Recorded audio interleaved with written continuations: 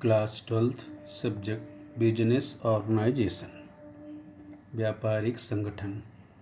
आज का टॉपिक है इनवॉइस, बीजक।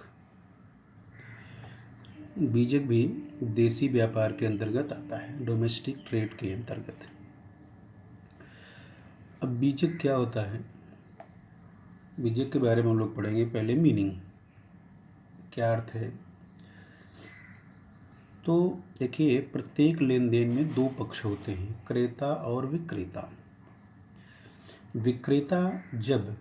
विक्रेता भी या व्यापारी भी जब अपना माल उधार बेचता है तो उस माल के संबंध में एक स्टेटमेंट तैयार करता है, एक विवरण पत्र तैयार करता है और वही विवरण पत्र तैयार करके ग्राहक को भेजता है, जिसे हम बीजक कहते हैं।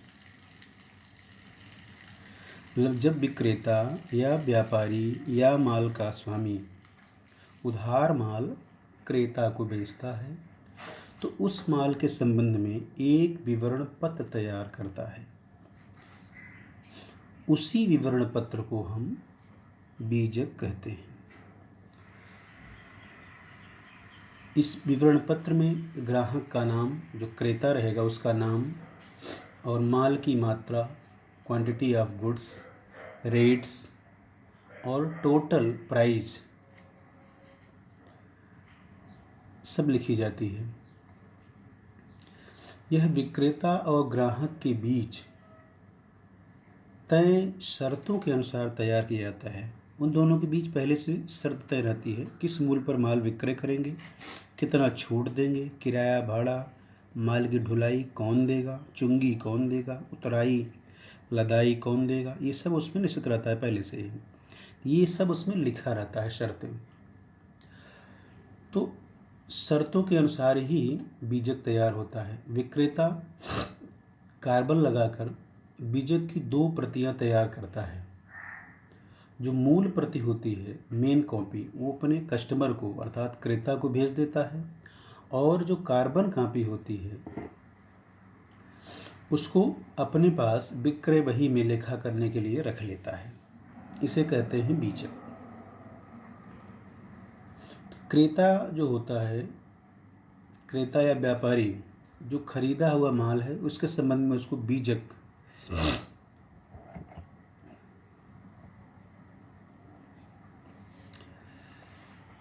आंतरिक बीजक हुआ।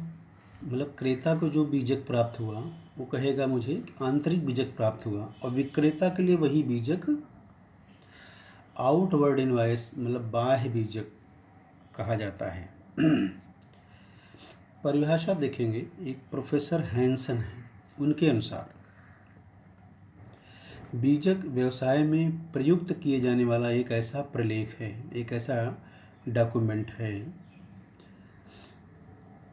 जो किसी वस्तु के विक्रय से संबंधित होता है और विक्रय व्यवहार को संक्षिप्त रूप में प्रस्तुत करता है कि क्रेता कौन है, क्रेता कौन सा माल और किस मात्रा में खरीद रहा है, क्या उसका दर है, रेट, और कुल कीमत कितनी हुई माल की, यह सब उसमें उल्लिखित होता है। ऐसा अगर ऐसा प्रपत्र है, स्टेटमेंट है या व्यवसायिक विवरण पत्र है तो उसे हम बोलेंगे बीजक, इनवॉइस। अब बीजक के लाभ, एडवांटेज ऑफ इनवॉइस। बीजक से क्या क्या लाभ होता है। ऐसे बीजक से 2 प्रकार के लाभ।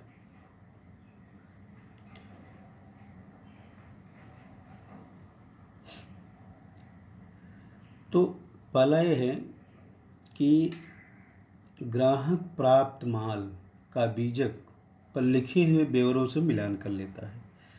बीजक जब ग्राहक को, क्रेता को प्राप्त हो जाता है तो वह बीजक का जो स्टेटमेंट है, प्रपत्र है, उसमें जो लिखा हुआ है मूल्य मात्रा, उससे और जो माल आया है उन दोनों से मिलान कर लेता है कि सही है कि नहीं।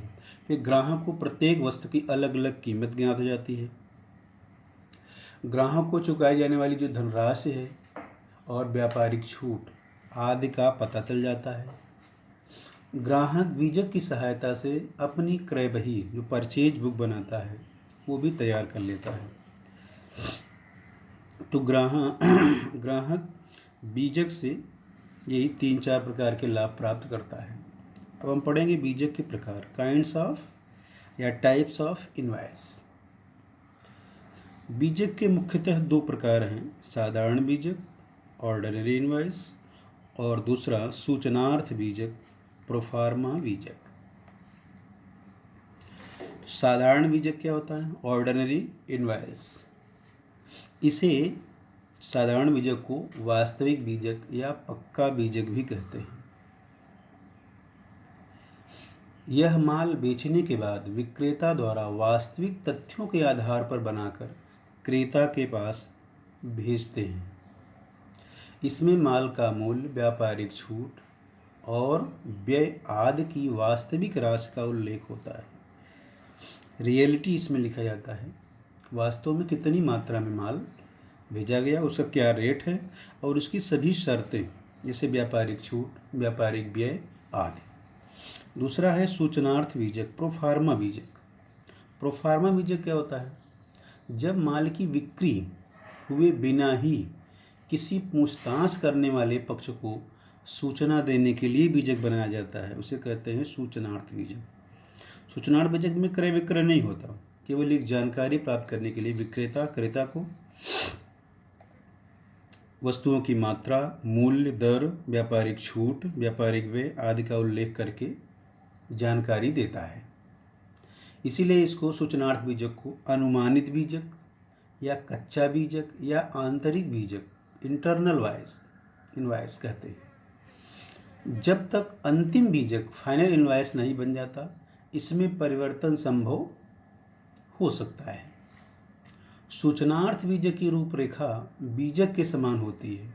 दोनों में केवल एक ही अंतर होता है कि बीजक वास्तविक अंकों द्वारा बनाया जाता है, जबकि सूचनार्थ बीजक अनुमानित अंकों के आधार पर बनाया जाता है।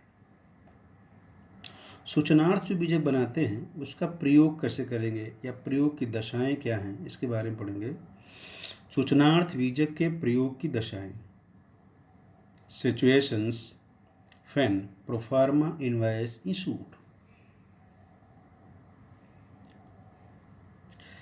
Situation when proforma invoice is used. First है क्रेता द्वारा मांगने पर, ऑन डिमांड ऑफ बायर। जब क्रेता वस्तु का मूल्य या अनुमानित व्यय जानना चाहता है तो विक्रेता सूचनार्थ बीजक भेजने की प्रार्थना करता है। दूसरा, विक्रेता द्वारा धनराशि पेशगी प्राप्त होने पर, for receiving advance by seller. जब विक्रेता कुछ धनराशि पेशगी माने एडवांस पहले से ही प्राप्त करना चाहता है तो उसके निवेदन के लिए सूचनार्थ बीजक बनाता है। तीसरा है प्रतिनिधि को भेजने के लिए, प्रतिनिधि फॉर सेंडिंग टू एजेंट। जब व्यापारी अपने प्रतिनिधि को माने विक्रेता जब अपने एजेंट को माल भेजता है तो उसके साथ सूचनार्थ बीजक बनाकर भेजता है, जिससे उसे विक्रय मूल्य निर्धारित करने में कोई दिक्कत, कोई प्रॉब्लम न हो।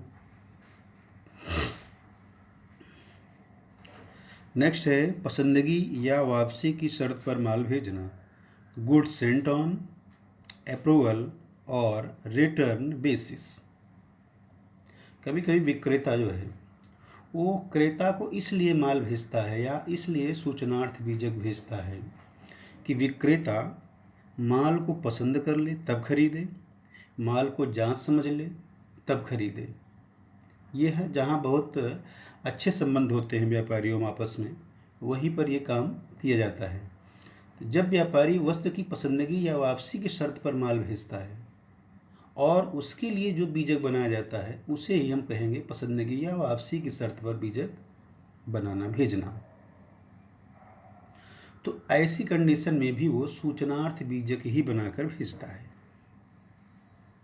नेक्स्ट एंड लास्ट है प्रतिनिधि द्वारा आयात कर चुकाने के लिए, for payment of import duty by agent. जब विदेशों को माल भेजना होता है तो उससे पहले सूचनार्थ बीजक बनाकर भेज दिया जाता है। मतलब वस्तुओं के बारे में संपूर्ण जानकारी, रेट, मात्रा, ये सब पहले से भेज दिया जाता है ताकि जो एजेंट हैं उनको कर चुकाने में कोई दिक्कत ना हो और आसानी से वो आयात और निर्यात कर सके। तो इस प्रकार से हम आज बीजक की meaning, definition, advantage of invoice, kinds of invoice और इसकी कंडीशंस, सिचुएशंस, किन किन कंडीशन में, सिचुएशंस में हम बीजक को लिखते हैं। तो वर्तमान समय में जो व्यावसायिक लेन देन होते हैं उन सौदों के अंतर्गत अनेक प्रकार के डॉक्यूमेंट्स यूज किए जाते हैं। उसको कॉमर्शियल डॉक्यूमेंट्स कहते हैं। उस डॉक्यूमेंट्स में पहला है इनवॉइस, और ये बहुत इम्पॉर्टेंट चैप्टर है, टॉपिक है ये प्रतिवर्ष जो है बोर्ड एग्ज़ाम में पूछे जाते हैं।